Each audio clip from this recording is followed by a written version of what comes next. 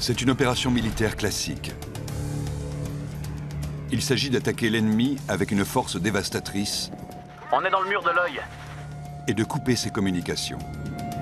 Arracher les yeux de l'ennemi, ses oreilles, et l'immobiliser pour l'empêcher de manœuvrer. Tout va être englouti. Et ce n'est pas une attaque surprise, une embuscade. L'agresseur a clairement annoncé ses intentions.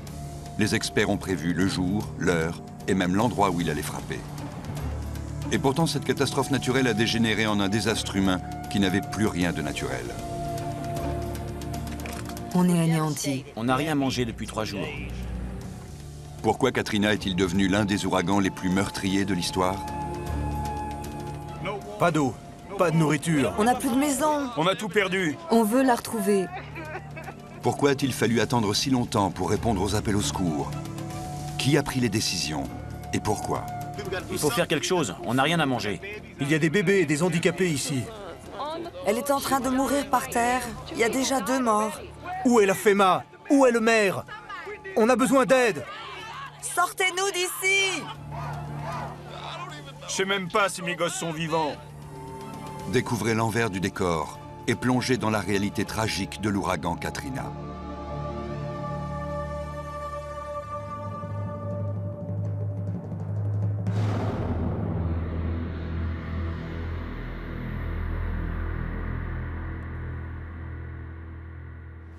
Bâton rouge, Louisiane, juillet 2004.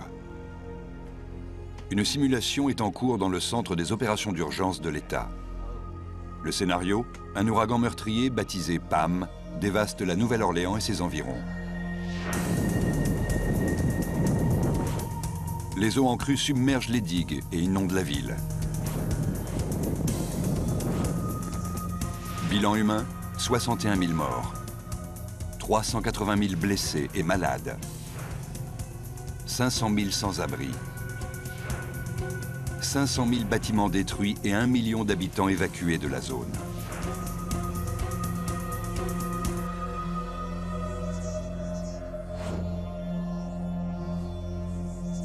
Dans cette simulation, Pam met hors service toutes les instances administratives locales.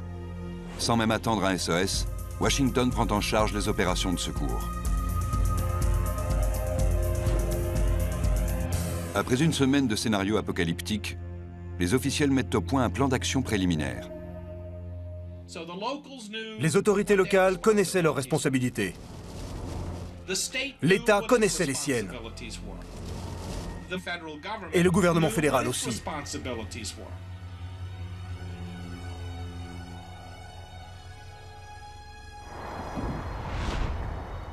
Mercredi 24 août 2005, 11 h, dans le centre des Bahamas.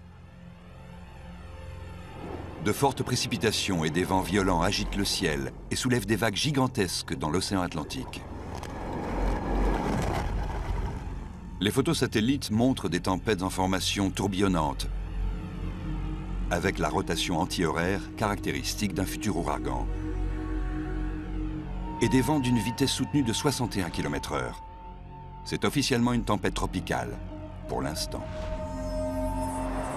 La liste alphabétique des noms de tempêtes dans l'Atlantique en 2005 prévoit que le prochain est Katrina.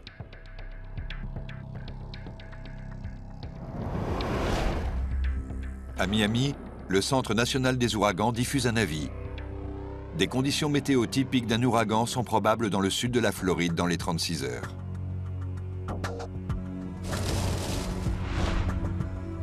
Bentonville, Arkansas.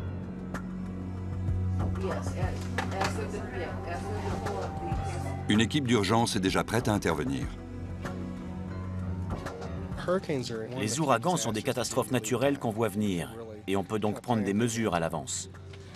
Pour nous, c'est la frénésie jusqu'à l'arrivée de la tempête. Cette équipe utilise cette longueur d'avance pour rassembler des camions entiers de fournitures utiles en cas de crise.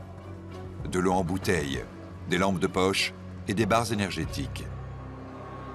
Mais Jason Jackson ne fait pas partie du plan anti-catastrophe du gouvernement. Il travaille pour une chaîne de supermarchés. Jeudi 25 août, 15 h 30. Les vents de Katrina soufflent maintenant à 120 km/h. Cela signifie que c'est désormais un ouragan de catégorie 1, capable d'endommager les arbres, les lignes à haute tension et les habitations mobiles.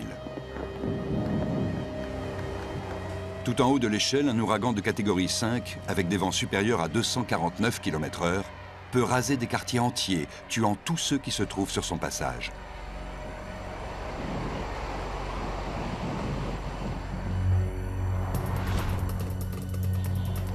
« 18h30.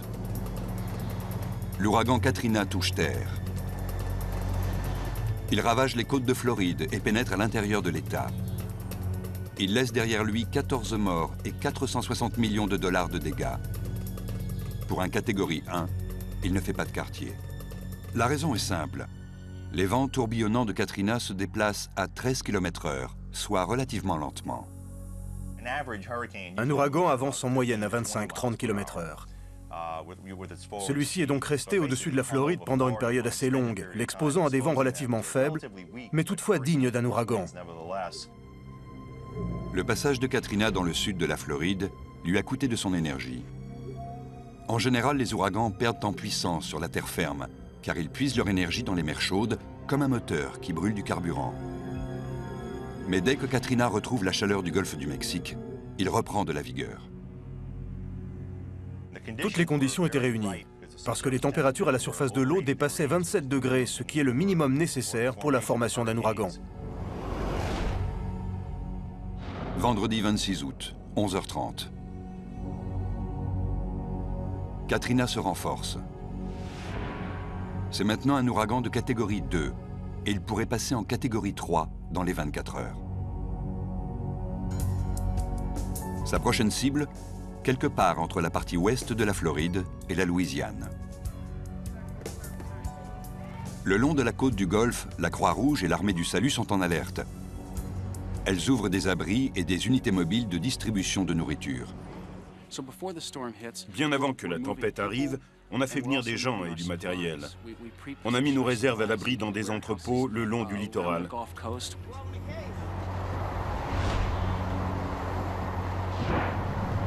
Les médias annoncent l'arrivée de Katrina, mais personne n'y prête vraiment attention.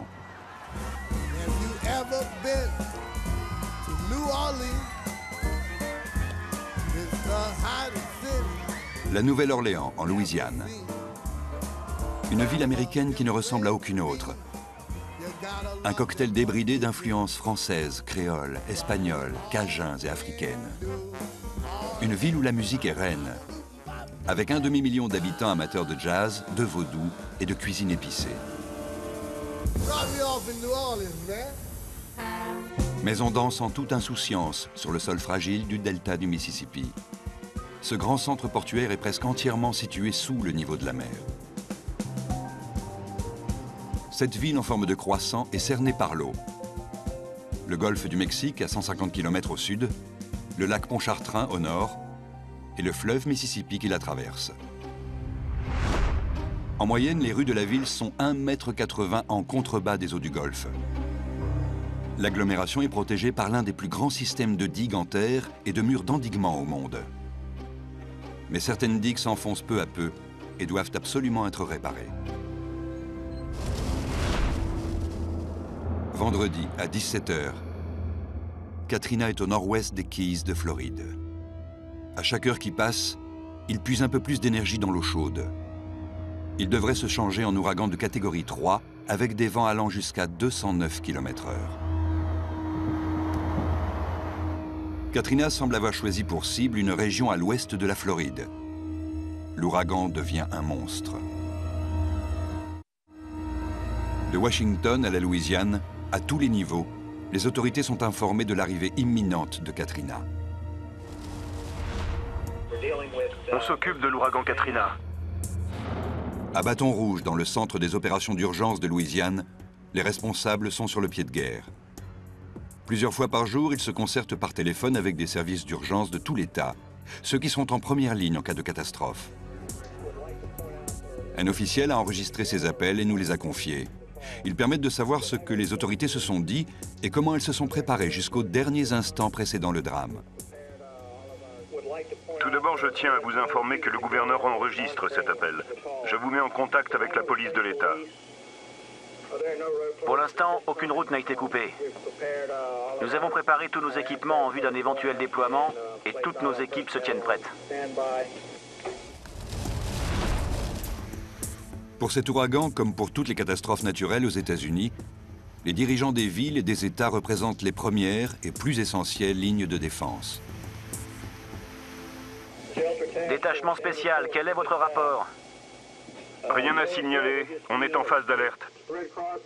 La Croix-Rouge ouvre un poste opérationnel avancé demain matin à Bâton Rouge pour centraliser les ressources en provenance des autres États et les mettre à la disposition de la Louisiane et des États voisins au cas où la tempête arriverait. Il y a un célèbre dicton qui dit « Toutes les catastrophes sont locales ». Avant même l'arrivée de l'ouragan ou la montée des eaux, un État demande souvent l'aide du gouvernement fédéral. C'est là qu'intervient la FEMA, l'Agence fédérale de gestion des crises. Elle est censée se concerter avec l'État et imaginer un plan d'attaque. L'État agit comme un intermédiaire. Il coordonne les besoins locaux et nous donne une idée de ce qu'il y a à faire. En ce vendredi 26 août, le Mississippi et la Louisiane déclarent l'état d'urgence, ce qui donne au gouverneur le droit de mobiliser la garde nationale et de suspendre les libertés civiques. Les gardes-côtes américains mettent leurs hélicoptères, leurs avions et leurs vedettes en alerte. Dans le golfe du Mexique, les compagnies pétrolières évacuent leurs stations de forage. L'arrêt de leur activité aura un impact immédiat sur le pays. Le Golfe représente en effet plus de 25% de la production nationale de pétrole et de gaz naturel. La Nouvelle-Orléans est de loin la plus grande ville sur la trajectoire probable de Katrina. L'ouragan doit toucher la côte dans 72 heures. Dans les jours à venir, 2 responsables politiques de Louisiane joueront un rôle déterminant pour le sort de la ville. Ray Nagin, 49 ans, ancien responsable d'une chaîne câblée, a été élu maire en 2002. Kathleen Blanco, 62 ans, est une politicienne chevronnée et la première femme gouverneure de Louisiane.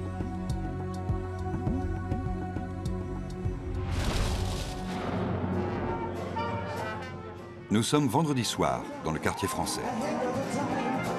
Sur Bourbon Street, on déguste les spécialités culinaires locales et on danse au son de l'orchestre, un verre à la main. Ici, personne n'a peur des ouragans.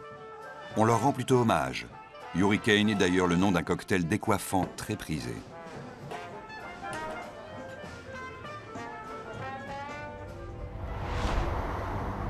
Vendredi, 23 h. Le Centre national des ouragans annonce que Katrina touchera terre dans la ville de Burras, en Louisiane, à moins de 100 km au sud-est de la Nouvelle-Orléans.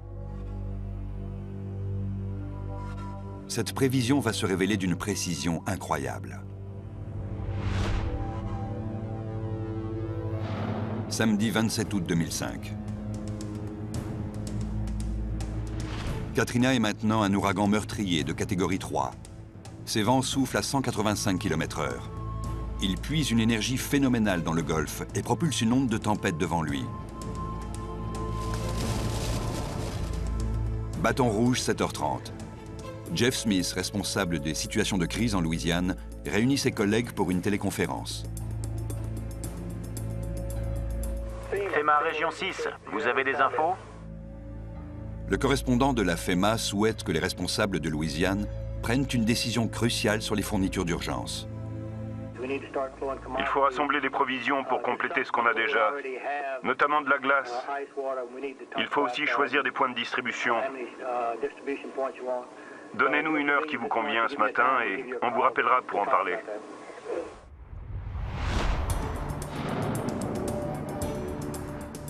Les évacuations ont commencé dans les zones au sud et à l'est de la Nouvelle-Orléans qui sont les plus inondables.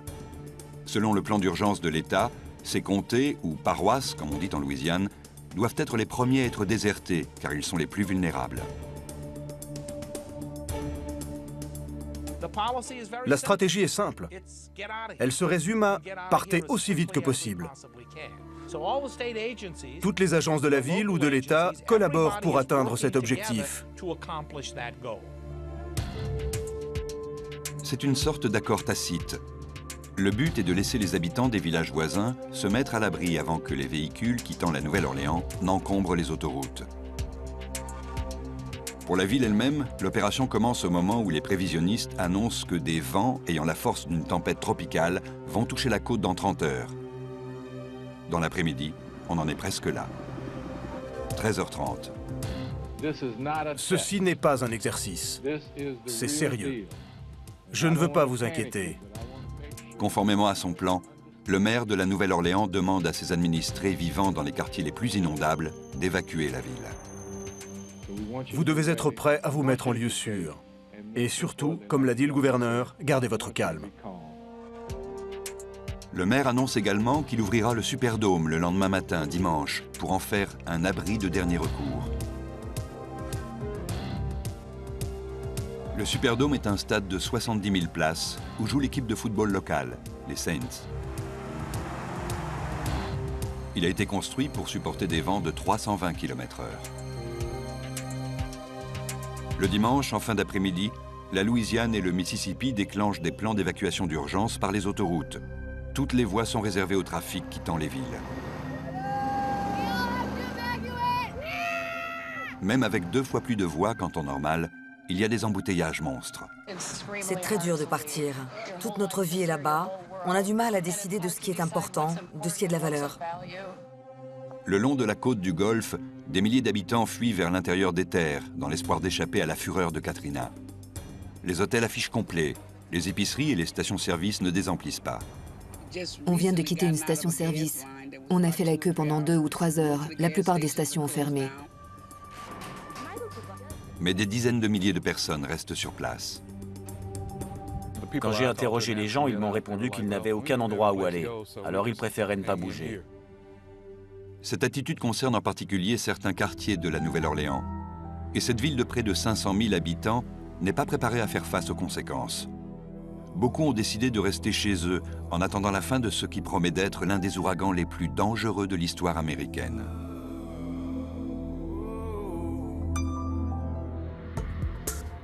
Samedi 27 août 2005, dans l'après-midi. Un ouragan potentiellement catastrophique doit s'abattre sur la côte du Golfe lundi matin. Un chiffre révèle l'ampleur de la tragédie à venir. Selon le plan de gestion des crises de la Nouvelle-Orléans, environ 100 000 habitants de la ville, plus de 20% de la population, ne possèdent pas de voiture ou d'autres moyens de transport individuels.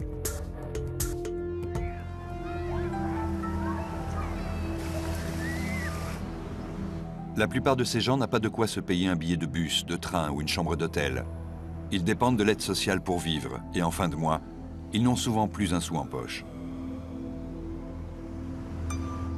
Malgré les revenus générés par le tourisme, la Nouvelle-Orléans est une ville pauvre. 23% des habitants vivent en dessous du seuil de pauvreté, soit près de 2 fois la moyenne nationale.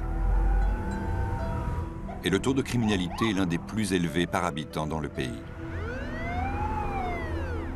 Beaucoup des habitants les plus démunis vivent ici, dans l'immense 9e district. Les habitations sont des taudis construits jusqu'à 1,20 m sous le niveau de la mer.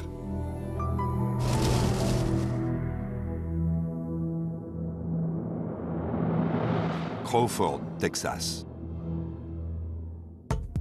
Le président Bush est en vacances dans son ranch. Il reçoit et signe une demande du gouverneur Kathleen Blanco pour déclarer l'état d'urgence fédéral en Louisiane.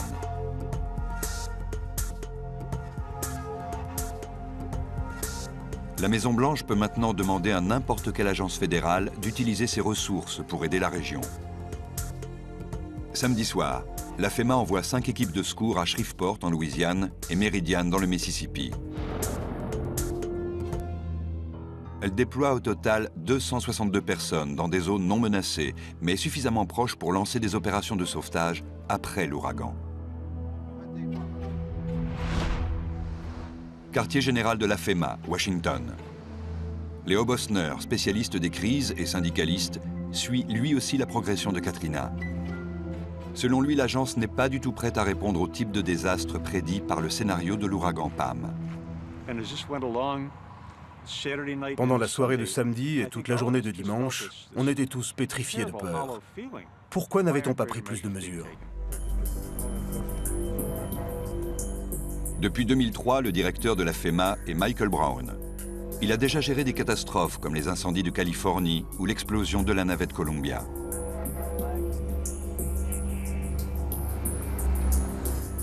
La FEMA n'est plus l'organisation qu'elle était autrefois. Après le 11 septembre, le pays a porté tous ses efforts sur la lutte antiterroriste et le Congrès a changé son statut. L'agence ne dépend plus désormais de la Maison-Blanche. En 2003, elle a été intégrée au nouveau département de la sécurité du territoire.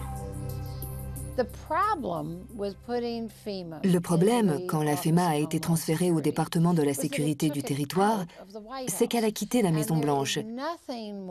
Et pour une agence gouvernementale, il n'y a rien de plus efficace que d'être tout près du président. Samedi 27 août, 19h. Katrina est un ouragan dangereux de catégorie 3. Il fonce droit sur la Louisiane et le Mississippi et s'apprête à monter d'une ou deux catégories. Les cartes météo montrent une expansion si rapide de Katrina qu'il semble engloutir tout le golfe. Ces vagues de 3,50 m approchent déjà de certaines zones côtières. À la Nouvelle-Orléans, on a fermé les vannes des digues qui entourent et traversent la ville.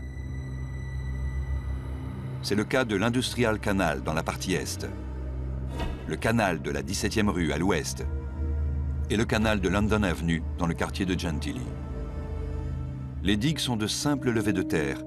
Certaines sont surmontées de murs d'endiguement en béton armé. Elles mesurent entre 4 et 5,50 m. D'autres datent des années 1920. Le corps des ingénieurs de l'armée assure leur entretien et déplore des coupes budgétaires qui ont empêché des réparations pourtant urgentes. Les digues sont conçues pour protéger la Nouvelle-Orléans en cas d'onde de tempête provoquée par un ouragan de catégorie 3. Ce type de phénomène est observé quand des vents violents soulèvent un grand volume d'eau au-dessus du niveau normal de la mer.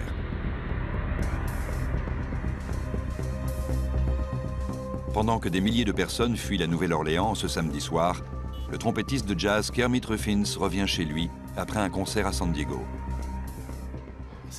Je me suis dit qu'il fallait rentrer au plus vite pour barricader les fenêtres, récupérer ma famille et partir. Mais Ruffins ne veut pas évacuer dans l'immédiat. Après avoir protégé sa maison, il part faire la tournée des bars du quartier français.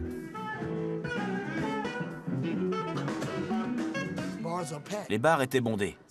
J'ai croisé pas mal de copains qui m'ont dit, avec l'humour typique de la Nouvelle-Orléans, demain ici, ce sera inondé.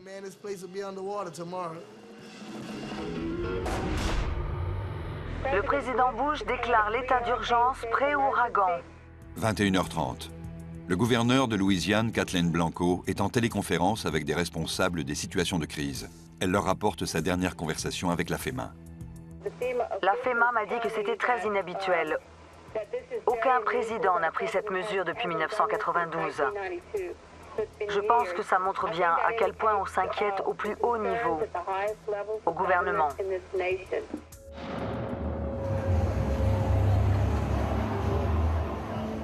Et pourtant, malgré les mises en garde et les scénarios apocalyptiques, un rapport de la FEMA indiquera plus tard qu'en ce samedi soir, le 27 août 2005, les bars étaient en pleine effervescence dans le quartier français. C'est super ici! On s'éclate! Après minuit, tandis que les bars se vident peu à peu, l'ouragan Katrina prouve que les prévisionnistes avaient vu juste.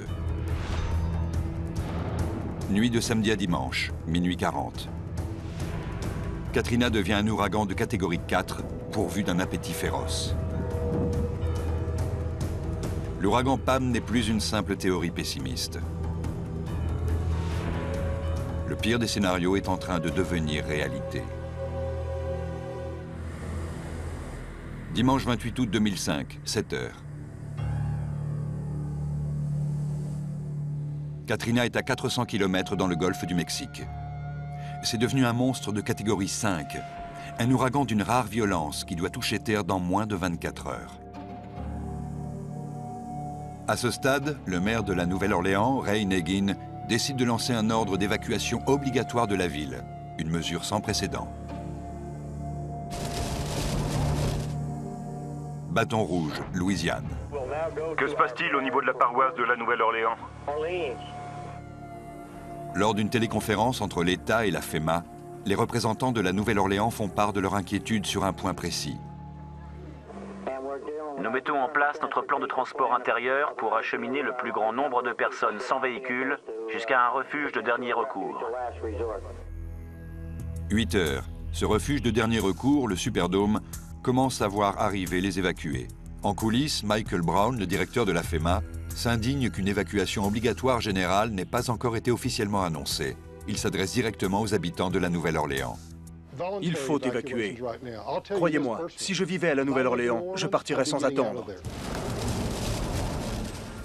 Crawford, Texas, 9h25. Depuis son ranch, le président Bush téléphone au gouverneur Kathleen Blanco pour discuter du plan d'évacuation de la Nouvelle-Orléans.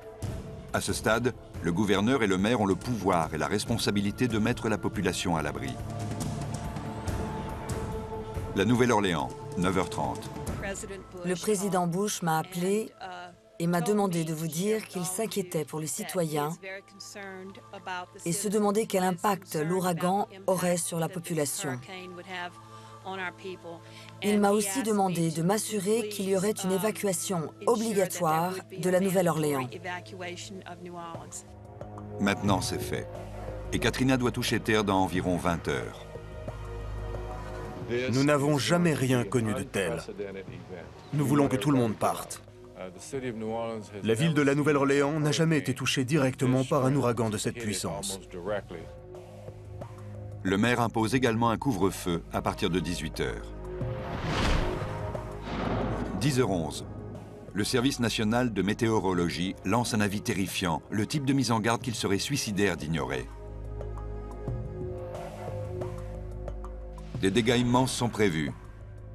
La plupart de la zone sera inhabitable pour des semaines, peut-être plus. Au moins la moitié des bâtiments les plus solides subiront des dommages au niveau de la toiture et des murs. Toutes les fenêtres voleront en éclats. Des débris voleront partout. Les personnes et les animaux domestiques ou d'élevage exposés au vent ne survivront pas s'ils sont touchés. À ce stade, le dimanche matin, la plupart des gens ont fui la ville ou sont en train de le faire. Mais des dizaines de milliers d'habitants, beaucoup vivant dans les quartiers les plus inondables et les plus pauvres, ne partent pas. Ils font des provisions de dernière minute. On a de l'huile, de l'eau et à manger. Priez pour nous et pour la Nouvelle-Orléans. Il se disait, j'ai survécu à Betsy ou Camille, les ouragans précédents. On en a vu d'autres, et aucun n'a vraiment dévasté la région. Avec seulement 1600 policiers, le maire ne peut pas déployer les hommes pour faire respecter l'évacuation obligatoire. Et ce n'est pas seulement une question de moyens. Traditionnellement, ici, on n'aime pas chasser les gens de leur maison. Pourtant, la police utilise tous les arguments pour les convaincre.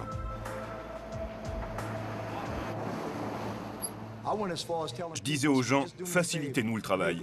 Prenez un marqueur et écrivez votre numéro de sécurité sociale sur votre bras et votre jambe. Comme ça, quand on retrouvera votre corps, on pourra vous identifier plus facilement. Le maire, Ray Nagin, dépêche des autobus pour récupérer des habitants en 12 points de la ville et les acheminer jusqu'au Superdome. Venez avec de la nourriture, de quoi tenir de 3 à 5 jours, et des couvertures, des oreillers.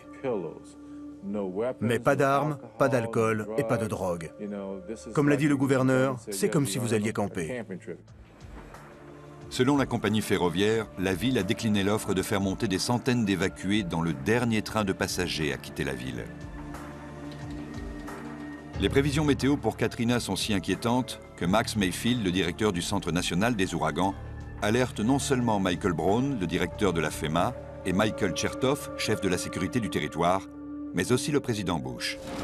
Arthur Morell, membre de la Chambre des représentants pour la Louisiane, et sa femme Cynthia, conseillère municipale de la Nouvelle-Orléans, se demandent s'il faut évacuer. Mon mari et mon fils refusaient de partir. Ils voulaient attendre que ça passe, mais j'ai dit non. Le trompettiste de jazz Kermit Ruffins a déjà protégé sa maison. Maintenant, avec sa fiancée, il envisage de prendre la route. Normalement, je serais resté chez moi, les fenêtres calfeutrées avec quelques bougies, sans bouger pendant quelques heures. Mais Ma fiancée m'a dit qu'Hermit, il vaut mieux s'en aller. Ailleurs, des gens se regroupent au coin des rues avec quelques rares effets personnels, quelques vêtements ou des oreillers.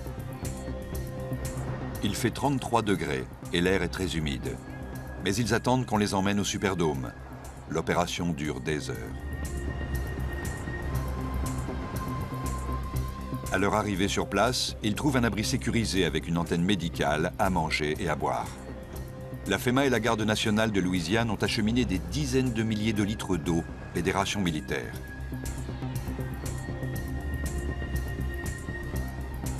À la nuit tombée, près de 10 000 évacués sont réfugiés ici. Je crois que les gens sont contents d'être à l'intérieur. Heureusement qu'on a le Superdome.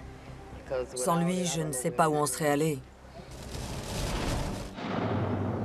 Pour le moment, la FEMA a choisi 11 sites de stockage dans et autour de la zone menacée, avec plus de 2 500 000 litres d'eau.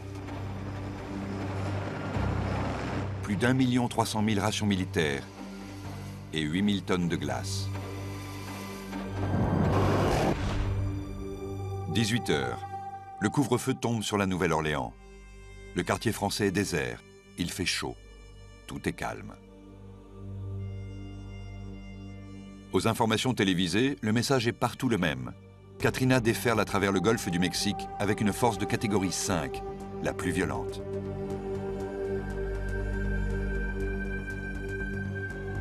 C'est vraiment l'ouragan qu'on redoutait. S'il ne dévie pas de sa trajectoire actuelle vers l'est du centre-ville de la Nouvelle-Orléans, ça va faire mal. Le sud évite d'être frappé de plein fouet, mais à l'est, c'est le pire scénario pour des inondations. On écoute la FEMA. 21h30. Les responsables de la FEMA et de l'État organisent une autre téléconférence avant l'arrivée de Katrina. Le ton de la discussion est professionnel et factuel, mais quelques détails de base ne sont pas encore réglés. Ici la FEMA. Nous voudrions avoir d'autres adresses de refuge possibles pour la population en Louisiane. J'ai envoyé un mail à la mairie. Le service national de météorologie annonce une situation grave. Il va y avoir une onde de tempête d'environ 5,50 mètres au niveau du système de digue. Cela va provoquer des débordements sur les digues fédérales et sur celles des paroisses. Ça va être un problème. L'eau va déborder dans le secteur.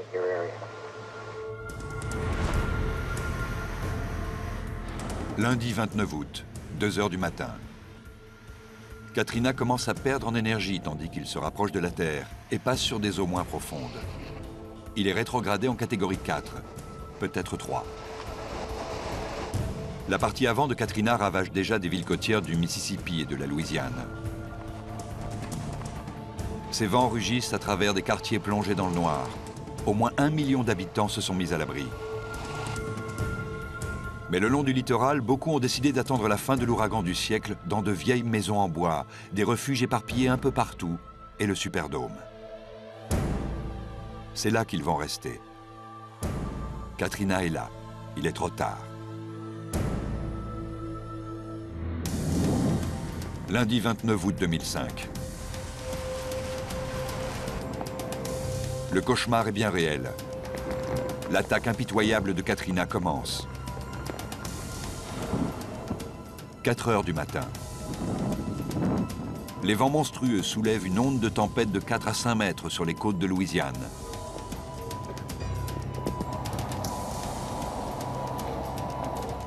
« 5h02. L'électricité est coupée dans certains quartiers de la Nouvelle-Orléans et dans le Superdome. Le bâtiment est équipé de générateurs de secours, mais ils ne produisent qu'un faible éclairage.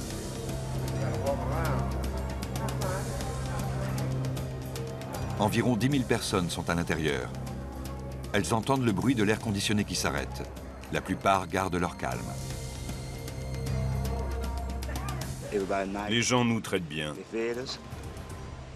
Ils nous donnent à manger. On attend juste que ça passe. 6h10. Katrina touche terre au niveau de Plaquemines Parish, à 90 km au sud-est de la Nouvelle-Orléans. Son avancée est suivie pas à pas par les analystes du Centre des ouragans à l'Université de Louisiane.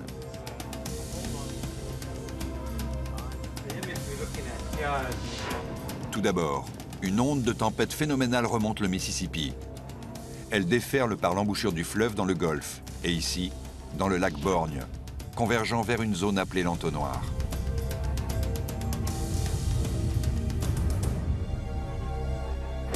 Dans la Nouvelle-Orléans, les vents sont en furie, et à quelques dizaines de mètres du Superdome, deux frères, membres du groupe d'intervention de la police, Dwayne et Daryl Scheuerman, ont passé la nuit dans leur camion.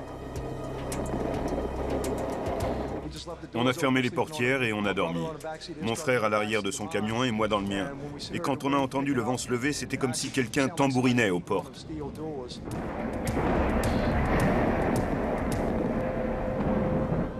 Doug Kissling, chasseur de tempêtes professionnel, installe sa caméra et commence à filmer. C'était des vents de catégorie 3 ou 4 qui emportaient des tas de trucs sur leur passage.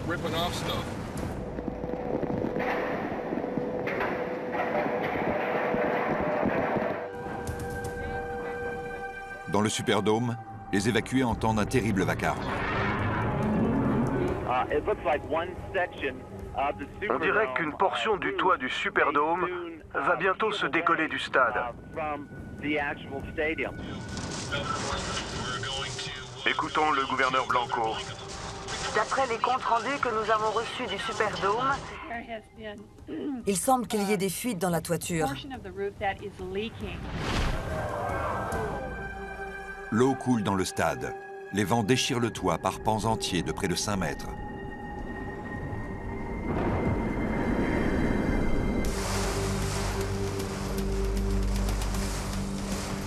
Dans les rues, un homme lutte pour rester debout au milieu des éléments déchaînés.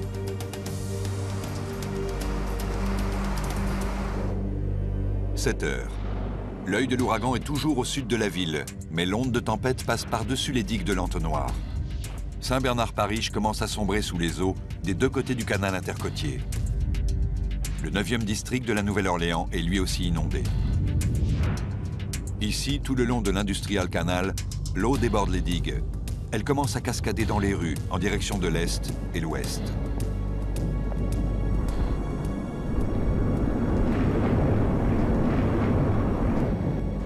7h30. Écoutons maintenant les nouvelles des paroisses. Où en êtes-vous? C'est la première fois que les responsables des villes, de l'État et de la FEMA s'informent mutuellement de la situation. Aucune électricité. Les urgences ne répondent plus. Le réseau téléphonique est HS. On est sur nos portables. Les inondations sont massives à l'est. Tout va bien dans le Superdome. Quelqu'un peut vérifier le niveau de l'eau dans l'Industrial Canal? On a une forte onde de tempête qui arrive des voies navigables intercôtières à l'est de la Nouvelle-Orléans. Et aussi une montée des eaux dans le canal.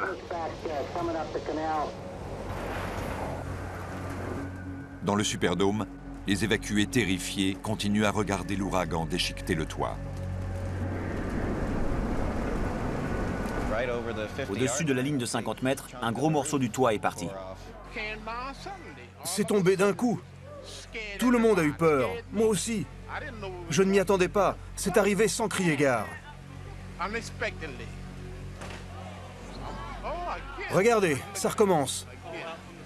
On ne savait pas si le stade allait tenir le choc. 7h45. Dans le 9e district, l'onde de tempête a commencé à éroder les digues en terre. Le long de la rive est de l'Industrial Canal, une brèche s'est ouverte brutalement. Dans tout le 9e district et l'est de la Nouvelle-Orléans, l'eau monte rapidement. Les crues atteignent une hauteur de 3,50 m au-dessus du niveau de la mer et de nombreuses maisons sont englouties. L'inondation de l'est de la ville s'accélère encore quand l'onde de tempête commence à faire céder les digues du lac Pontchartrain. La ville est en train de sombrer. À cet instant, Doug Kissling, le chasseur de tempête, circule en voiture dans le centre-ville. Il croise un homme qui en sait plus sur la gravité des inondations que les journalistes présents sur les lieux. J'ai dû partir de chez moi. Je crois que l'eau passe par-dessus les digues. Il paraît que non. Personne n'a dit que l'eau débordait au niveau des digues du lac? Je vais me renseigner. Ça monte tellement que j'ai dû quitter ma maison qui a pourtant 2 niveaux. À Bâton Rouge, pendant la téléconférence, le directeur de la cellule de crise de Saint-Bernard-Parish demande du matériel d'urgence à Jeff Smith, le représentant de la Louisiane. Il faut de l'eau et des rations le plus vite possible. On a demandé du réapprovisionnement. Dès qu'on l'a, on vous l'envoie. 10 heures. Katrina avance maintenant vers le nord-nord-est, s'abattant de toutes ses forces sur la frontière entre la Louisiane et le Mississippi. Elle dévaste des villes comme Slidell en Louisiane, Waveland, Bay Saint-Louis, Pass Christian, Gulfport et Biloxi dans le Mississippi. On est à Gulfport, sur la côte. Des chasseurs de tempêtes décrivent la scène. Une énorme onde de tempête arrive sur nous. Les routes vont être bloquées. On ne pourra plus rouler dans l'heure qui vient. On a dû revenir à l'hôtel. On va jeter un œil sur ce qui se passe dehors. C'est le golfe du Mexique qui déboule sur le parking. Et encore, les vents les plus forts n'arriveront que dans 1 heure, 1h30. L'eau arrive. Elle rentre dans la chambre. Les vagues arrivent de toutes parts.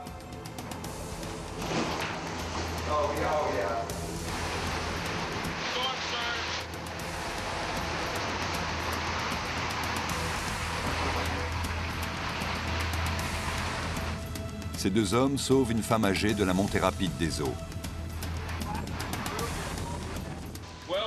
On est dans l'entrée de l'hôtel. Tout le rez-de-chaussée est inondé. On voit des chaises flotter. La puissance de l'onde de tempête soulève une voiture et la projette contre les portes de l'hôtel.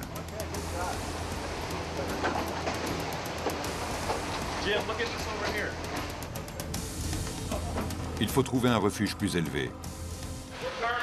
On est au 1er étage. Les gens grimpent les escaliers à la hâte. L'œil est tout près.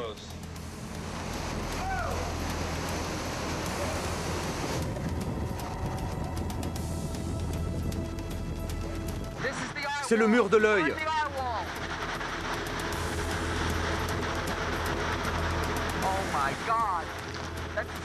L'onde de tempête arrive. Regardez-la. À la Nouvelle-Orléans, alors que les vents fracassent l'onde de tempête contre les digues du lac Pontchartrain, Katrina réserve le pire de l'attaque pour la fin. Et pourtant, au moment même où la Nouvelle-Orléans est en train de sombrer, les journalistes sont inconscients de la catastrophe qui se déroule plus loin dans la ville. Sans le vouloir, leurs reportages en direct vont donner au pays une impression de sécurité totalement trompeuse. Ici, on a échappé au pire, même si ça a vraiment pas mal secoué. Nouvelle-Orléans, lundi 29 août, 10 heures. La caserne Jackson en amont du quartier français. Les crues de Katrina encerclent 337 hommes de la garde nationale. L'eau a atteint 4 ou 5 mètres dans le dépôt d'armes, en moins d'1 heure. On la voyait monter centimètre par centimètre jusqu'en haut. On entendait des morceaux du toit se détacher et des vitres se briser. Le dépôt d'armes est entouré d'immenses murs en briques, et à mesure que l'eau montait, on les voyait s'écrouler.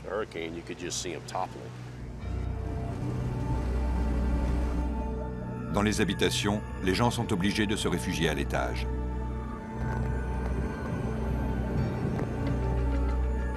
Angela Green et Chris Erskine sont alors chez eux, dans le quartier central de la ville.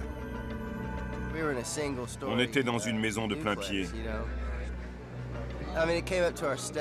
L'eau est arrivée à notre porte en 1 heure. Et elle a continué à monter. J'ai cassé le mur à la hache pour passer chez les voisins. À travers le mur. On a pris à manger parce qu'on n'avait plus rien. Et on a nagé une dizaine de mètres jusqu'à chez d'autres voisins pour monter au premier étage.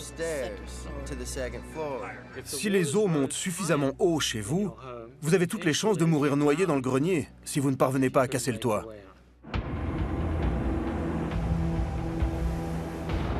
Bâton rouge. Michael Brown, directeur de la FEMA, contacte Michael Chertoff, chef de la sécurité du territoire à Washington. Brown veut qu'un millier de sauveteurs soient envoyés dans les 48 heures sur la zone touchée. La FEMA a environ 3000 employés. Comme ce n'est pas une agence de secours direct, elle n'a ni ambulance, ni camion de pompiers, ni hélicoptère. Elle compte sur les fonctionnaires des États, la Garde nationale, les entrepreneurs privés, l'armée américaine et d'autres agences fédérales. Brown donne l'ordre aux sauveteurs d'attendre que les responsables de gouvernement fédéral, des États et des villes mettent sur pied une structure de commandement unifiée. C'est le protocole habituel de la FEMA. Ce n'est pas évident de s'y retrouver dans le feu de l'action. C'est justement le moment où on a le plus de mal à dire « Attendez une minute, il faut y voir plus clair ». Personne ne veut entendre ça. L'État n'a pas la tâche facile. Il doit faire le tri entre ce qu'il peut faire lui-même et ce qu'il doit déléguer au gouvernement fédéral.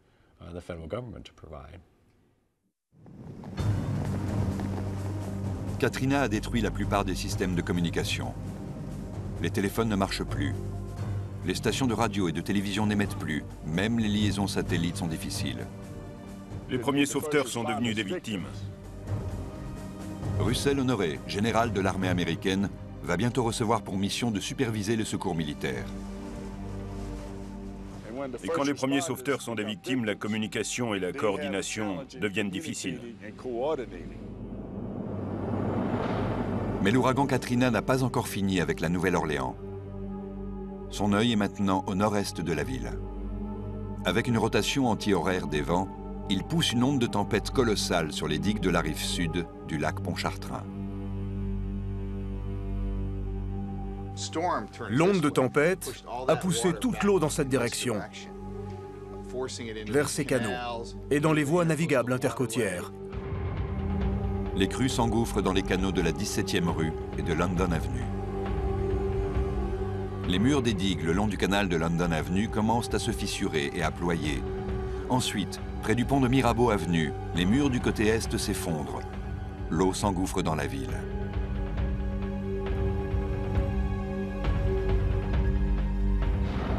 « 10h30. Le mur de la digue, sur la face ouest du canal de London Avenue, ne tient plus. Tout comme la digue est du canal de la 17e rue, près du pont autoroutier de Old Hammond. Cette brèche fait entrer de l'eau dans l'ouest de Orléans Parish. Dans la Nouvelle-Orléans, les maisons sont noyées sous 2 à 3 mètres d'eau stagnante. Tout était endommagé. Je n'ai rien vu d'intact. Aucune maison, aucun commerce. Et j'ai remarqué que toutes les toitures avaient souffert. Là, j'ai compris que la situation était grave. Les sauveteurs se dirigent vers les zones inondées. Parmi eux, Dwayne et Daryl Showerman de la police de la Nouvelle-Orléans. On a commencé à recevoir des infos concernant des centaines de personnes bloquées dans des greniers ou sur des toits. Alex Brandon, photographe au Times-Picayune de la Nouvelle-Orléans, se joint aux 2 policiers pour photographier cette mission de sauvetage. On a décidé d'aller vers le centre-ville. On a dû se tailler un chemin à la tronçonneuse avec toute l'équipe d'intervention spéciale à cause des chênes déracinés. Il y avait des gens sur les toits ou dans les greniers qui appelaient à l'aide. On revoyait dans notre tête le 9e district comme il était avant. C'était devenu un lac, alors qu'il y avait plein de maisons. Là, on a compris que c'était vraiment grave.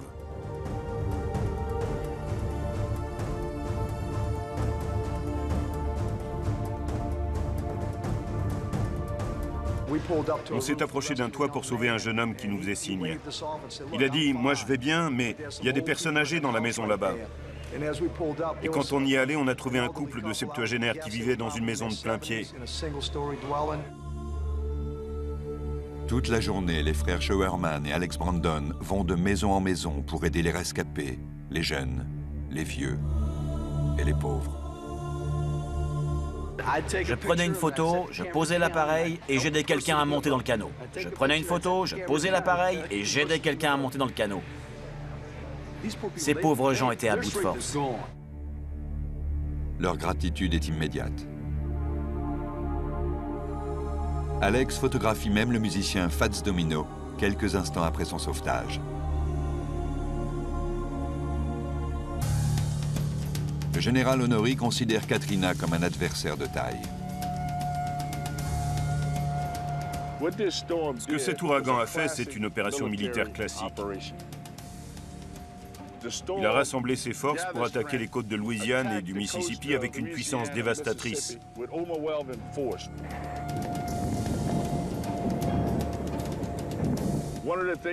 L'une des priorités dans une attaque militaire, c'est de détruire les moyens de communication de l'ennemi. Il a anéanti tous nos systèmes de téléphone, portables et fixes. Et il a aussi coupé le réseau routier. Tout est inondé ici. Et quand cet ouragan a avancé vers le nord, il a protégé son flanc gauche en laissant des inondations. Tout va être englouti. C'est vraiment une attaque militaire classique. Arracher les yeux de l'ennemi, ses oreilles, et l'immobiliser pour l'empêcher de manœuvrer. Katrina a déclaré la guerre à la côte du Golfe et il gagne haut la main. Le centre-ville de la Nouvelle-Orléans est en miettes. 13 heures. À cet instant, la radio publique nationale joint l'un de ses correspondants, John Burnett. Comme beaucoup de journalistes, il ignore que les digues ont cédé. C'était l'issue la plus positive pour ce scénario catastrophe. Ici, on a échappé au pire, même si ça a vraiment pas mal secoué. À Washington, les gens se sont fiés aux médias pour évaluer la situation sur place. Et quand les reportages ont dit que tout allait bien le lundi après-midi, c'est l'impression qui a été relayée à Washington.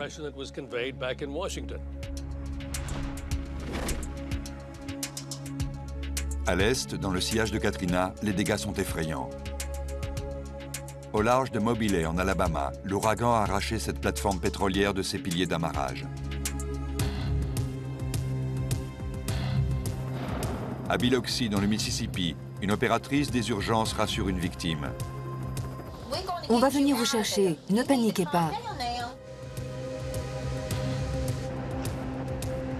J'ai failli mourir noyé. Il reste rien de ma maison.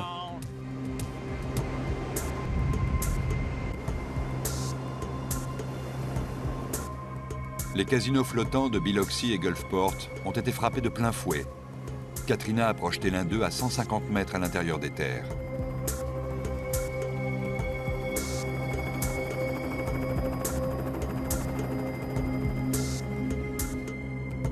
La chance a tourné pour l'industrie du jeu de la région et pour beaucoup d'habitants.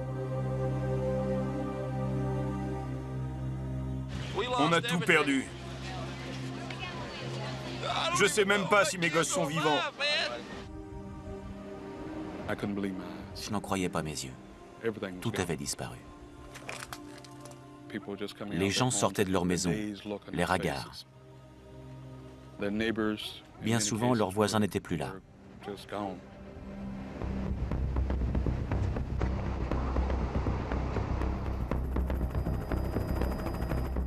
Lundi après-midi.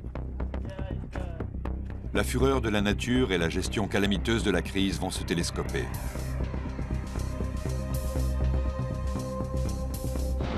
Bâton Rouge, Louisiane. Michael Brown, directeur de la FEMA, fait son rapport à la sécurité du territoire et à la Maison-Blanche. L'ampleur de la catastrophe est sans précédent. Les opérations de sauvetage à la Nouvelle-Orléans ne sont pas coordonnées. Brown conclut que la Louisiane est incapable de faire face à la crise. Tandis que la nuit tombe, certains survivants pataugent encore dans les eaux saumâtres où flottent des cadavres.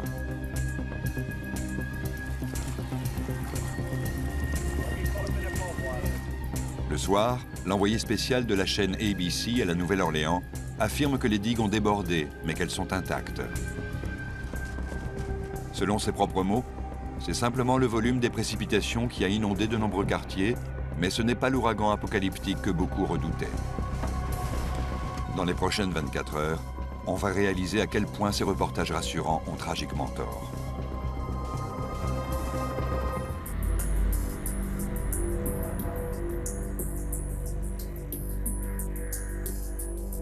Mardi 30 août 2005. Le soleil se lève sur les décombres de la côte du Golfe et ailleurs dans le pays, les Américains se réveillent avec de bonnes nouvelles. Comme beaucoup, les gros titres du New York Times font part d'un immense soulagement. Échappant de peu au drame tant redouté, la Nouvelle-Orléans est un fatras, mais elle a eu de la chance. Mais voici ce qui se passe vraiment en ce mardi matin sur le terrain.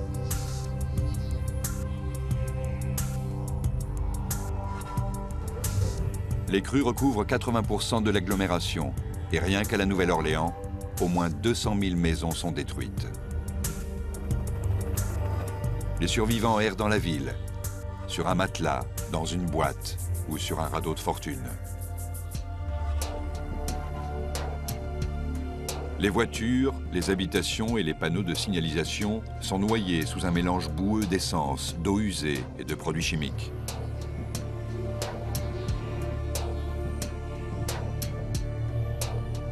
Des milliers d'habitants aux abois sont prisonniers de leur maison, poussés dans leur grenier ou sur le toit par la montée des eaux.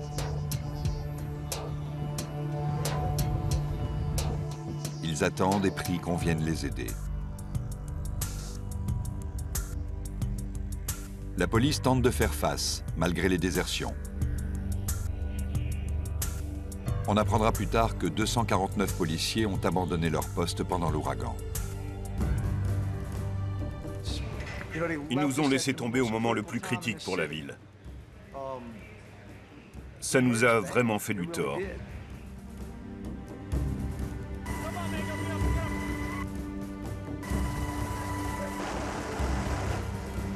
Et pourtant, les opérations de sauvetage fonctionnent à plein régime.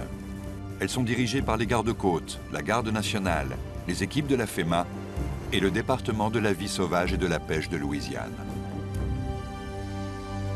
Malgré l'absence de moyens de communication, ils récupèrent des rescapés sur les toits et circulent en bateau dans les quartiers inondés. Et l'eau continue à se déverser dans la ville. San Diego, Californie, 9 heures. Le président Bush n'a rien changé à son emploi du temps. Il arrive sur place, en provenance du Texas, pour faire un discours sur la base militaire de Coronado, pour commémorer le 60e anniversaire de la fin de la Seconde Guerre mondiale. Après son allocution, un porte-parole de la Maison-Blanche annonce que le président abrège ses vacances pour rentrer à Washington dès le lendemain et gérer l'ouragan Katrina. La Nouvelle-Orléans. Le maire Ray Nagin coordonne les opérations de sauvetage depuis son QG improvisé du 27e étage de l'hôtel Hyatt. Dans les 24 heures qui suivent une catastrophe, la rapidité de réaction est essentielle. Mais les responsables à tous les niveaux, locaux comme nationaux, n'ont pas encore une idée précise de la situation. Le chaos dans les rues fait écho à la désorganisation des autorités. Je crois qu'il n'y avait aucun système d'alerte leur permettant d'appuyer sur un bouton SOS au niveau de la ville ou de l'État pour dire « on a un gros problème ici ».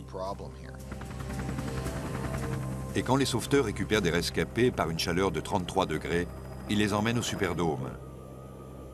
Mais le stade est désormais une île au milieu d'une ville inondée. Les camions apportant du ravitaillement en nourriture, en eau et en médicaments ne peuvent accéder au bâtiment. Le nombre des réfugiés a grimpé à 20 000 et le stade ne peut même plus tous les contenir. Beaucoup sont sur place depuis maintenant 3 jours. Les conditions se dégradent d'heure en heure. Les toilettes sont bouchées et débordent. L'odeur des égouts, de la sueur et des immondices emplit l'air. Une situation comparable se développe à seulement 2 km dans le centre des conventions de la Nouvelle-Orléans. La ville n'a jamais prévu d'en faire un refuge officiel, mais aujourd'hui, environ 25 000 évacués s'y sont regroupés spontanément. Il y a aussi des touristes dont les hôtels ont été inondés. Rien n'est prévu pour eux sur place. Pas de nourriture, pas d'eau et pas de médicaments. La Garde nationale de Louisiane et la FEMA reconnaîtront plus tard qu'à ce moment-là, le mardi, elles ignoraient même qu'il y avait des gens ici. Ma mère et ma sœur sont diabétiques. Je voulais les mettre en sécurité. Des centaines de gens sont bloqués sur des ponts et des routes dans les environs de la ville, sans rien à manger et à boire, et sans aucune protection. Beaucoup resteront dehors pendant plusieurs jours. C'est écœurant et révoltant. On est des êtres humains et ils nous traitent comme des criminels. Toute la ville est en proie au chaos. Les pillards s'attaquent aux vitrines des commerces. Ils emmènent tout ce qui leur tombe sous la main. Pendant ce temps, le corps des ingénieurs de l'armée tente de réparer la brèche de la 17e rue. Les sacs de sable sont élitreillés et largués sur la digue endommagée. Peine perdue. Les sacs sont trop petits et le courant les emporte. Et la Nouvelle-Orléans continue à se remplir. Les digues et les murs qui protégeaient autrefois la ville piègent maintenant l'eau des crues à l'intérieur. La Nouvelle-Orléans est équipée d'un système important de pompage pour évacuer les eaux vers le lac Pontchartrain et le Mississippi. Mais les pompes sont soit cassées, soit encombrées de débris. Si cette ville meurt, ce sera à cause de ce qui s'est passé après Katrina. Mardi soir, 22h15. Le gouverneur Kathleen Blanco demande l'évacuation totale du Superdome. Mais comme les alentours sont inondés, le transport des réfugiés va être très lent. On prévoit que des bus emmènent 20 000 personnes vers l'Astrodome de Houston et d'autres centres.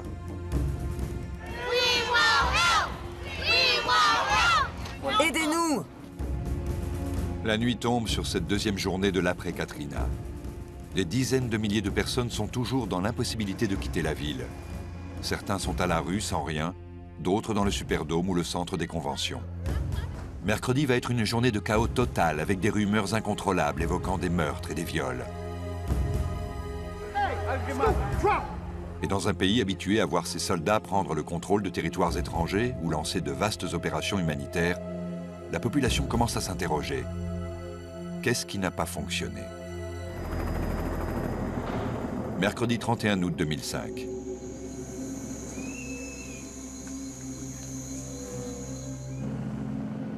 Cela fait 48 heures que Katrina a frappé la côte du Golfe. Dans le cas d'un ouragan normal, les sauvetages devraient déjà être en cours. Mais l'ampleur de la catastrophe est sans précédent. La Nouvelle-Orléans. Selon la FEMA, les inondations empêchent ces camions d'entrer dans la ville. La FEMA affirmera plus tard que pendant les jours suivants, ses communications avec les autorités locales et de l'État seront difficiles et que selon ses propres mots, elle ne sait pas où on a besoin d'aide en urgence. Dans le Superdome, 20 000 évacués attendent des bus pour leur transfert à Houston. Au moment du tsunami ou de l'ouragan en Floride, les gens se sont précipités pour aider. Mais nous, on est dans notre propre ville et on ne nous donne rien. «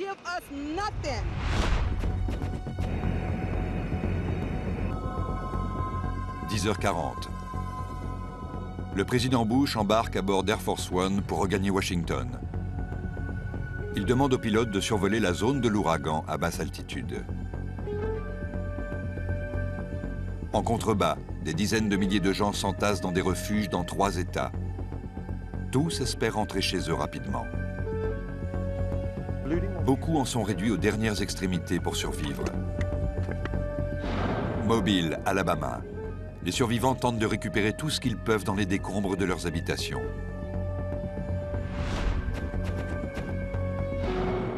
À la Nouvelle-Orléans, il n'y a plus d'électricité. Les survivants suffoquent dans une chaleur dépassant 32 degrés. Pas d'eau, pas de nourriture. On a des bébés et des handicapés ici. On meurt de faim.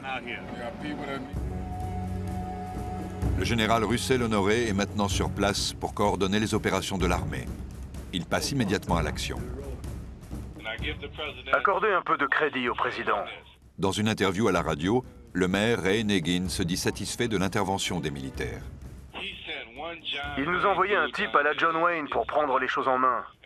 Le général Honoré. Dès qu'il est descendu de son hélico, il a commencé à râler et les gens se sont enfin bougés. Pour le général Honoré, la situation à la Nouvelle-Orléans est bien plus grave que dans le Mississippi. La grande différence, c'est qu'au Mississippi, il n'y avait pas d'eau stagnante. Les communications et les routes étaient coupées, mais l'eau s'était retirée. Dans le cas de la Nouvelle-Orléans, on avait une sorte de cuvette remplie d'eau.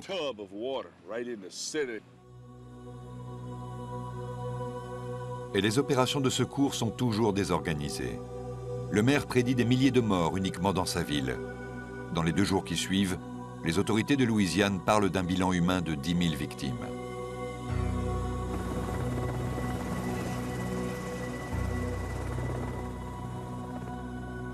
Les hélicoptères emmènent les blessés et les malades vers l'aéroport Louis Armstrong, qui s'improvise en hôpital de campagne. Je n'ai jamais rien vu de semblable. Mais tout le monde fait de son mieux. Il nous faut de l'insuline. Plus la journée avance, plus les pillages s'intensifient. Le maire Negin ordonne à sa police de stopper les sauvetages pour se concentrer sur le maintien de l'ordre. Certains volent pour survivre. On nous a dit qu'on pouvait prendre de quoi survivre.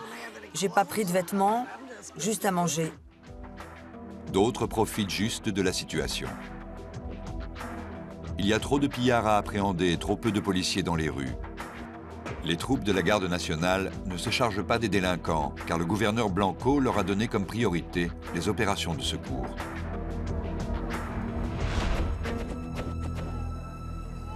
Des rumeurs commencent à circuler. On parle d'explosions de violence dans le Superdome et le centre des conventions. On évoque des crimes, des agressions et des viols. Les médias nationaux et internationaux relaient ces rumeurs comme des faits avérés. La plupart se révéleront infondées ou très exagérées. Les estimations faisant état de 200 cadavres dans le Superdome sont fausses.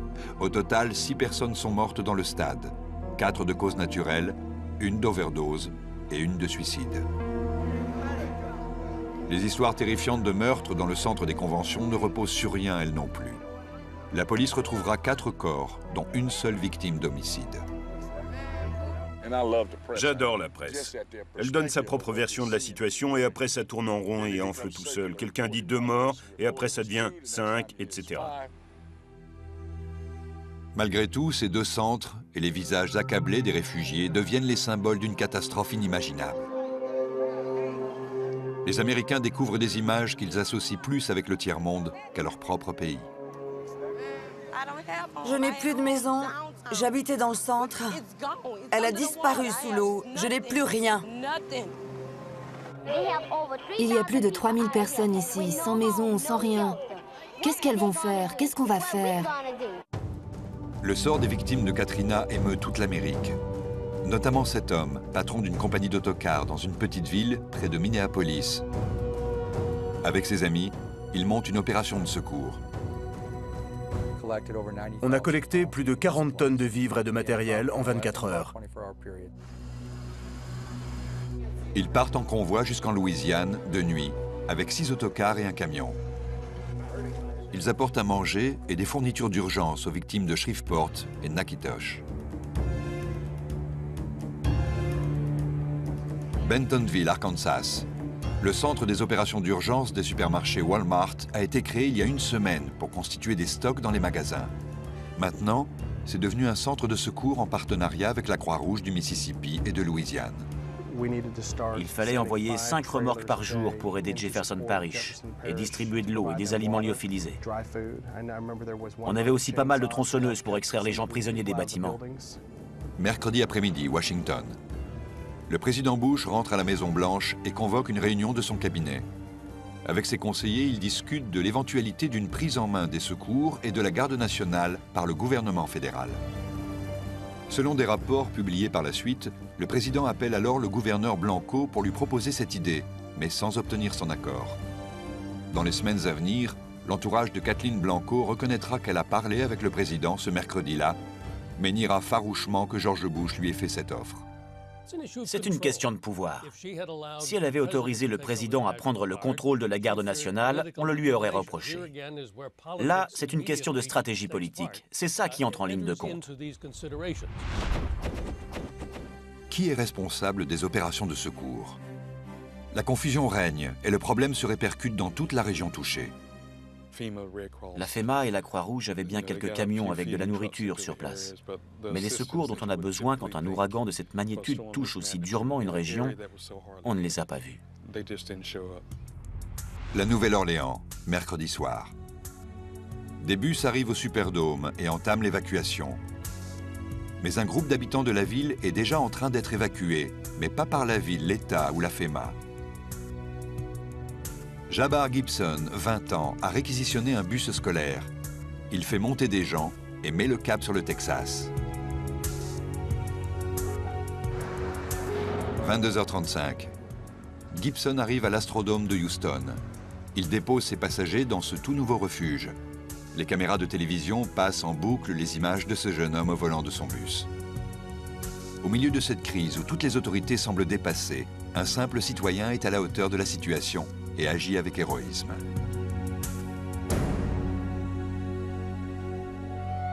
Et une question est sur toutes les lèvres.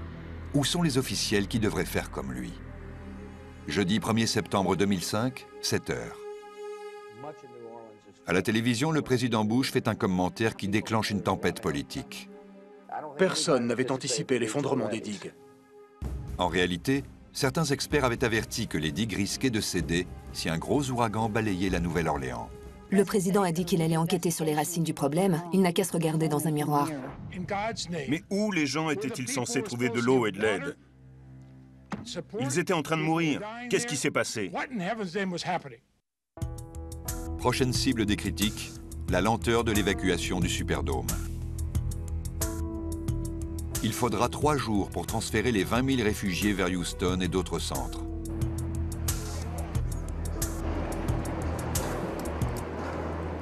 Décharger tout ça et renvoyer les camions prendre un autre chargement.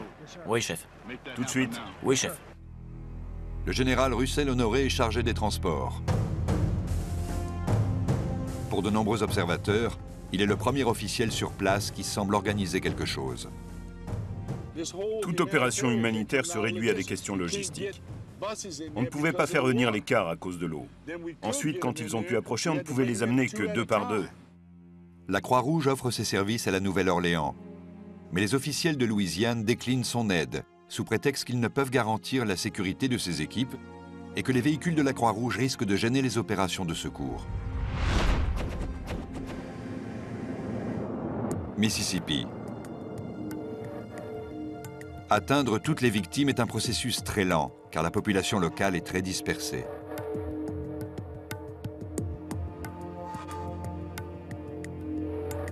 George Bush, sortez de la Maison-Blanche et venez nous aider. Par pitié, aidez-nous. Un camion de l'armée du salut s'est bien installé là-bas. Mais il est resté 3 heures et il est reparti.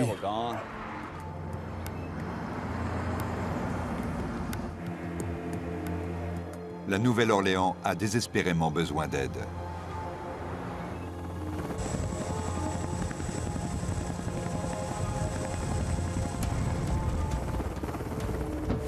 De gros sacs de sable commencent à colmater les brèches du canal de la 17e rue.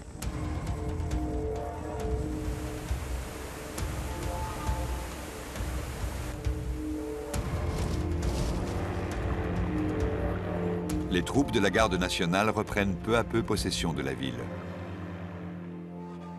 Leur mission consiste à chercher des survivants en faisant du porte-à-porte. Ici les sauveteurs! Faites du bruit, on vient vous aider! Certains refusaient d'être évacués, mais on ne voulait pas les laisser sur place et être obligés de revenir les chercher plus tard. Les policiers de la Nouvelle-Orléans font équipe avec d'autres sauveteurs. Aucun corps dans cette maison, mais dans celle-là, on a trouvé un cadavre. Ce policier avance avec de l'eau jusqu'aux genoux pour voir s'il reste quelqu'un dans cette maison.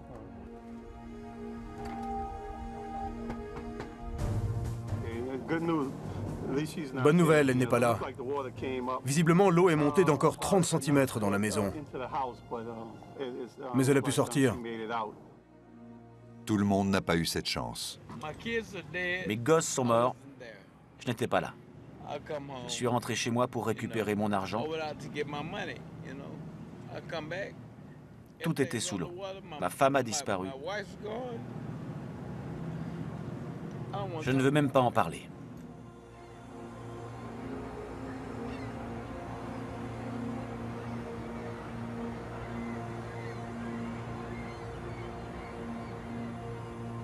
La bureaucratie ralentit encore les secours.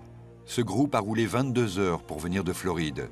Et à son arrivée, les officiels lui demandent de montrer ses autorisations et de remplir des formulaires. Le processus prend 2 jours. Il n'y avait aucune communication. La main droite ne savait pas ce que la gauche faisait. Nous, on était organisés, on savait quoi faire et on avait des bateaux. Mais on nous a dit d'attendre.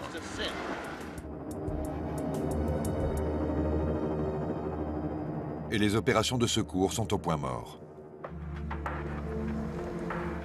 Des milliers de personnes sont encore bloquées au centre des conventions, dans des conditions invivables, sans eau ni nourriture. Les ordures débordent sur les trottoirs et les rues. Les malades, comme cet homme, sont emportés sur des civières au milieu des immondices. Excusez mon langage, mais je pète les plombs. Jeudi soir. Dans une interview radio, le maire Ray Nagin s'en prend aux responsables de l'État et de Washington. Ne donnez pas d'autres conférences de presse tant qu'il n'y aura pas de ressources dans cette ville. Bougez vos culs et agissez. Il faut résoudre cette crise qui est la plus grave de l'histoire du pays. 23h30. Michael Brown, directeur de la FEMA, passe sur la chaîne ABC. Ted Koppel l'interroge sur les rapports affirmant que la FEMA n'a appris l'existence des réfugiés du centre des conventions que le jour même. Vous ne regardez pas la télévision? Vous n'écoutez pas la radio? Nos reporters en ont parlé avant aujourd'hui. Nous avons été officiellement informés de la situation aujourd'hui. Nous étions concentrés sur les missions de sauvetage et l'évacuation du Superdome. Quand nous avons appris ça, mon premier geste a été d'envoyer des gens là-bas. Le présentateur demande aussi à Brown pourquoi la FEMA n'est pas intervenue plus tôt. Quand les digues ont lâché, nous étions en train d'arriver et nous avons dû faire machine arrière. Et j'ai également été pris au dépourvu par le nombre de gens, et je n'accuse personne, qui n'ont pas pu ou pas voulu évacuer. Les explications semblent logiques. Mais dans la zone de l'ouragan, les problèmes sont immenses et pressants. Les gens sont de plus en plus furieux devant la lenteur des secours. C'est un processus très lent parce que ça concerne toute la ville. On ne peut pas rentrer chez nous. On n'a plus rien. Mobile, Alabama, vendredi 2 septembre 2005, 10h35. Pour la première fois, le président Bush va découvrir de ses yeux les ravages de Katrina. Accompagné de Mike Brown, le directeur de la FEMA, il répond aux critiques de plus en plus vives sur les secours fédéraux. Si tout ne se passe pas comme il faut, nous allons y remédier. S'il y a des problèmes, nous allons les résoudre. Je suis venu le dire à la population. Et Brownie, tu fais du sacré bon boulot. Il travaille jour et nuit.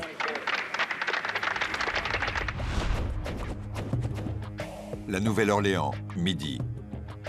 La garde nationale de Louisiane arrive au centre des conventions. En 30 minutes, elle rétablit l'ordre et commence à distribuer de l'eau et de la nourriture. Dans les 36 heures, elle va évacuer 25 000 personnes du bâtiment et les acheminer en bus vers des refuges dans tout le pays. 17 heures.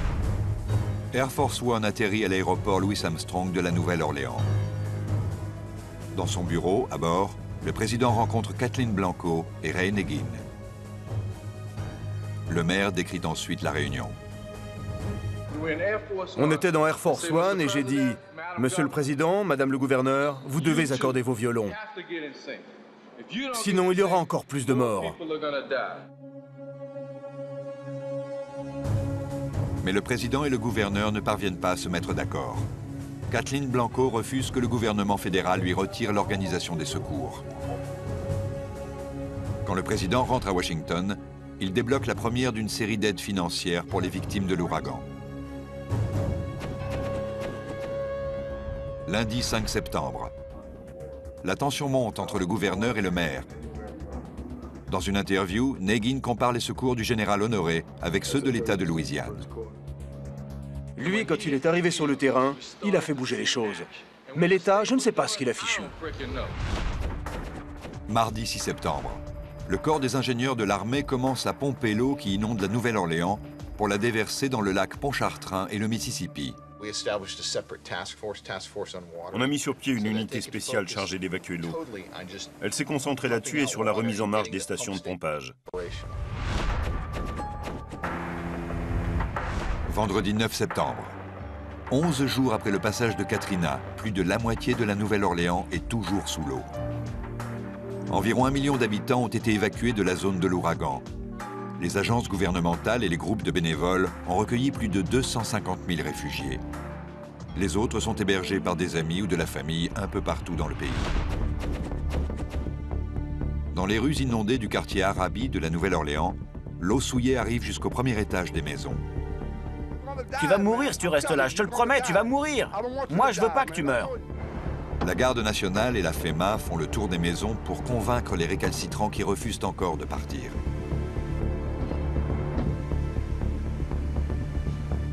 Le maire Negin a demandé à tous d'évacuer la ville, ce qui a provoqué un clash avec le gouverneur Blanco, qui affirme que le maire n'a pas l'autorité nécessaire pour donner un tel ordre.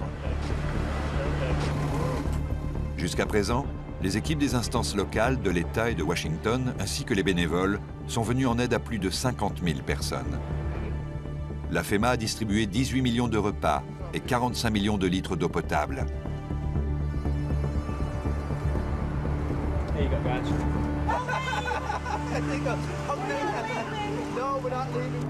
Et dans tout le pays, les Américains ont répondu à l'appel. On nous a donné tout ce dont on avait besoin. On ne peut pas demander plus.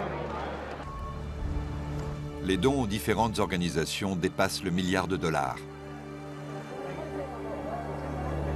C'est un élan de générosité sans précédent depuis le 11 septembre. Bâton rouge. Les lignes téléphoniques terrestres commencent à être rétablies. Pour la première fois depuis l'ouragan, les différents responsables des secours peuvent organiser une téléconférence. Aucun représentant de la FEMA n'est présent et les autres font part de leur mécontentement face à son action. Hier, on devait avoir une réunion avec les gens de Bâton Rouge et de la FEMA. Mais elle a été annulée. Je ne sais pas ce qu'ils font, à part créer un chaos sans nom. L'un des points sensibles est la question de l'hébergement temporaire des victimes. Normalement, c'est la FEMA qui doit s'en occuper. Ils ont promis 400 mobilos Mass Lidl. Mais on ne sait pas qui a dit ça, ou quelle est son autorité. C'est le bordel. Jeff Smith, responsable des situations de crise pour la Louisiane, affirme en avoir parlé en haut lieu. J'ai court-circuité ma hiérarchie. J'ai appelé directement le vice-président hier soir pour lui dire que c'était inacceptable. Il faut résoudre ce problème de communication. Ça ne sert à rien de descendre la FEMA. On doit faire de notre mieux, en coopération avec elle. Walter Mestry, qui gère la crise pour Jefferson Parish, est en colère contre la FEMA qui n'a pas tenu les promesses faites avant le passage de Katrina. Tout d'abord, depuis l'ouragan, nous n'avons toujours pas reçu l'approvisionnement en essence. Et comme vous vous en souvenez, au cours de la dernière téléconférence avant l'ouragan, nous avons demandé des Genpacks. Les Genpacks sont des générateurs. Sans eux, Mestry ne peut pas faire fonctionner les égouts de sa paroisse. Les eaux usées débordent dans les rues et on va avoir une catastrophe sanitaire sur les bras. Je ne sais pas ce qui se passe, mais on n'a pas vu arriver un seul générateur. Maintenant, alors qu'on est au plus mal, on ne nous donne rien. Dans l'après-midi, Michael Chertoff, chef de la sécurité du territoire, donne une conférence de presse à Bâton Rouge pour prendre la défense de la FEMA. Mike Brown a fait tout son possible. Malgré tout, Chertoff renvoie Michael Brown à Washington. Il désigne le vice-amiral Tad Allen, membre de la Garde nationale depuis 34 ans, pour superviser les opérations de secours de la FEMA. 3 jours plus tard, le 12 septembre, Michael Brown démissionne. Il laisse derrière lui une agence à l'image ternie et un sérieux problème politique pour l'administration Bush. On descend Paris Avenue, qui est une grande artère menant aux rives du lac.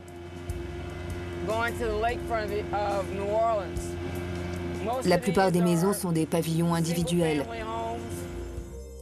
2 semaines après les inondations qui ont ravagé la Nouvelle-Orléans, Cynthia Morel, conseillère municipale, et son mari Arthur, délégué de Louisiane à la Chambre, reviennent dans leur ancien quartier. C'est la voiture de mon fils, juste là. Enfin, son toit. La Jeep d'Arthur.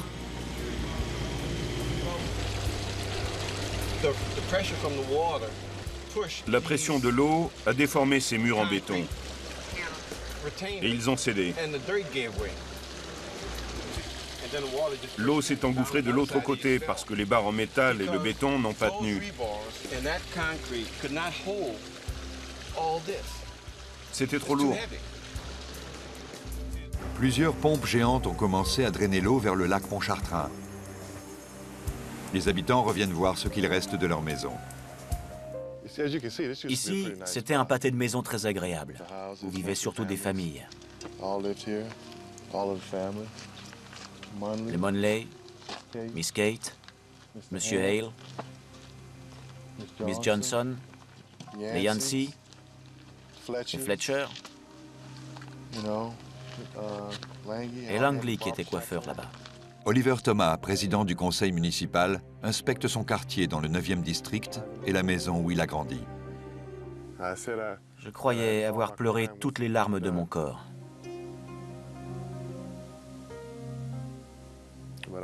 Faut croire que non. C'est la maison que mon père a achetée avec sa prime de démobilisation de GI pour qu'on ait notre chez nous.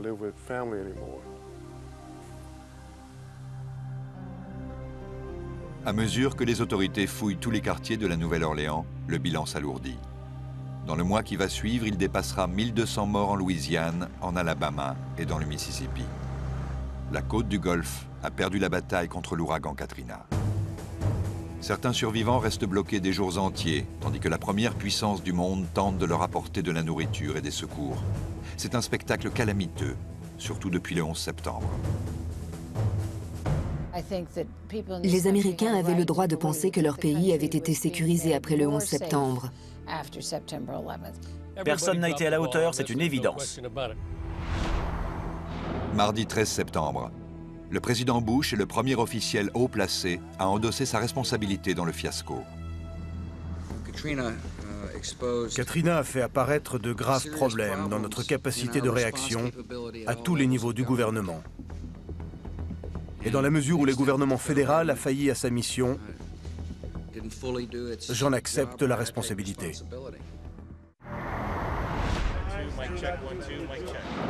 Mardi 20 septembre, un autre ouragan, Rita, tourbillonne dans le golfe du Mexique. Les autorités ont une seconde chance de se montrer compétentes. Oublions les critiques des journalistes. Nous devons agir. Alors n'embrouillez pas la population. Il faut oublier l'ouragan précédent. Notre première mission est de sauver des vies. Une opération coordonnée du gouvernement fédéral, de l'État et des autorités locales est en cours. Le gouvernement fédéral a pris soin de nous assurer que des plans avaient été échafaudés, des gens postés sur place avec des provisions d'eau et de nourriture. Il était déterminé à ne pas répéter la même erreur 3 semaines plus tard. Samedi 24 septembre. L'ouragan Rita touche terre entre Johnson's Bayou en Louisiane et Sabine Pass au Texas. Les dégâts sont importants et on dénombre une dizaine de victimes. Mais cette fois-ci, le gouvernement n'a pas démérité.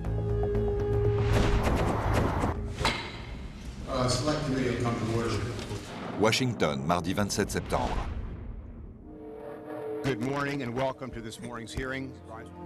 Michael Brown, l'ancien directeur de la FEMA, témoigne devant un comité de la Chambre. Il fait porter la responsabilité de ce qui s'est passé à la Nouvelle-Orléans sur les autorités de la ville et de l'État. Personnellement, je regrette amèrement de ne pas avoir pu convaincre le gouverneur Blanco et le maire Nagin de s'asseoir autour d'une table et d'oublier leurs différends pour travailler ensemble. Je n'ai pas réussi. Ma plus grande erreur était de ne pas réaliser le samedi à quel point la Louisiane fonctionnait mal.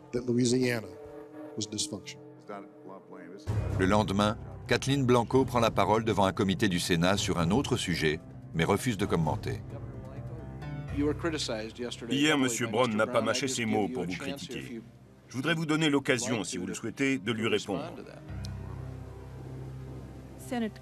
Sénateur Conrad, je vous remercie, mais aujourd'hui, je suis venu parler de création d'emplois. Lundi 17 octobre, la FEMA transmet certains de ses mails au comité d'enquête sur Katrina. Les journalistes mettent la main dessus. Michael Brown a par exemple écrit à un de ses collègues 2 jours avant l'ouragan.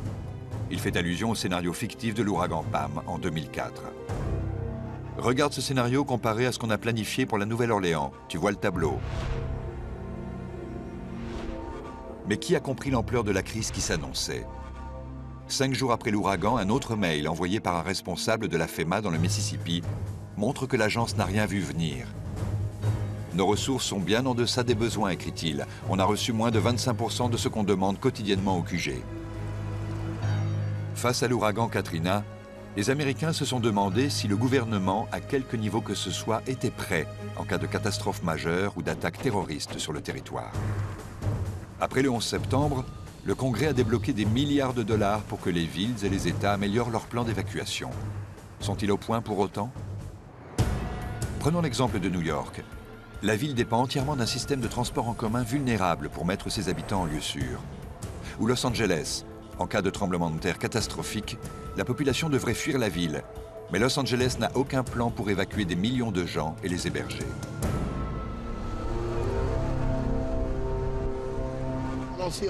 Je ne vois pas la trace de la montée des eaux. C'est la grande maison grise au coin. Le trompettiste de jazz Kermit Ruffins revient chez lui. La maison est un peu en hauteur et semble avoir été épargnée.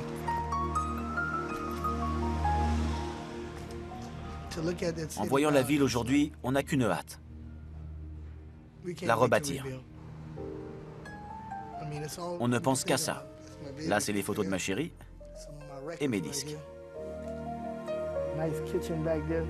Rien n'a changé. Ruffins va faire un tour chez Vaughan's, le bar du quartier où il joue tous les jeudis soirs depuis 13 ans. Rien n'a changé. Ça va redémarrer en un rien de temps. Il faut juste de l'électricité. L'ouragan Katrina a momentanément entamé l'esprit festif de la Nouvelle-Orléans. Mais il ne l'a pas définitivement noyé. Il faudra peut-être un an pour que ça redevienne comme avant.